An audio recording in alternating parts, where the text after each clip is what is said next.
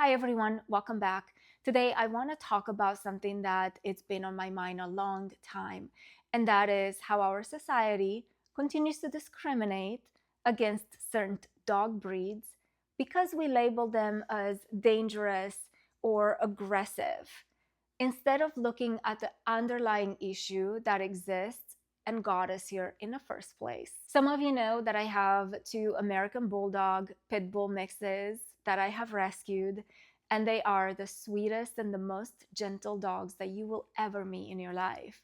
They are so gentle that my bunnies are the bosses of the house and they even steal food out of their mouth. But yet, the society at large discriminates against them because they are a pit bull type dog.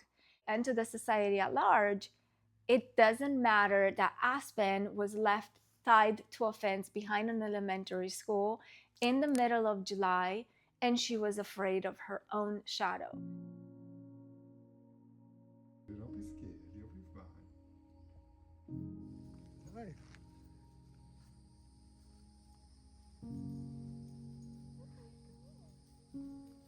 Oh.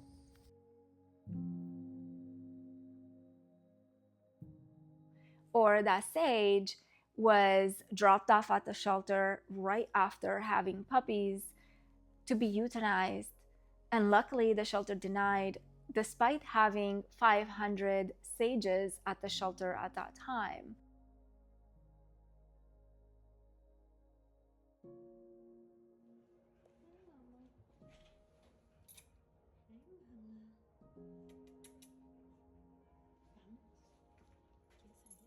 It's sad that in our society, the word pit bull is associated with danger, like stepping on a bomb or something.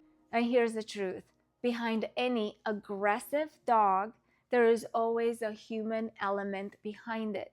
A human who failed to train, a human who abandoned them, a human who abused them, a human who deliberately bred them to be aggressive, a human who completely ignored any psychological signs that their dog has.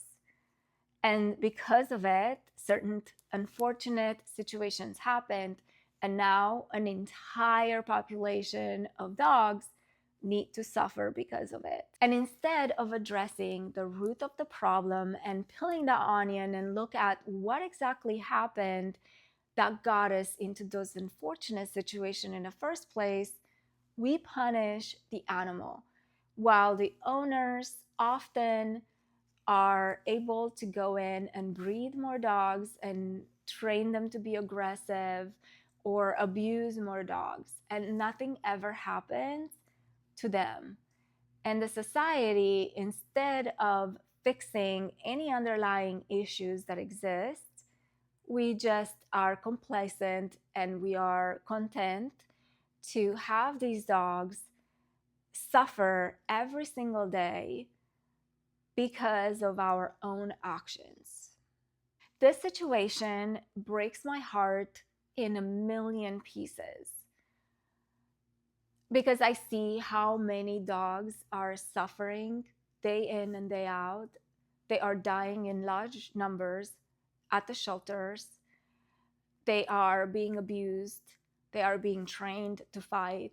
They are being used as a bait, and nothing gets done for them.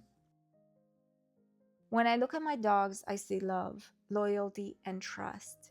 When I look at how society treats them, I see fear, misunderstanding, and misplaced blame.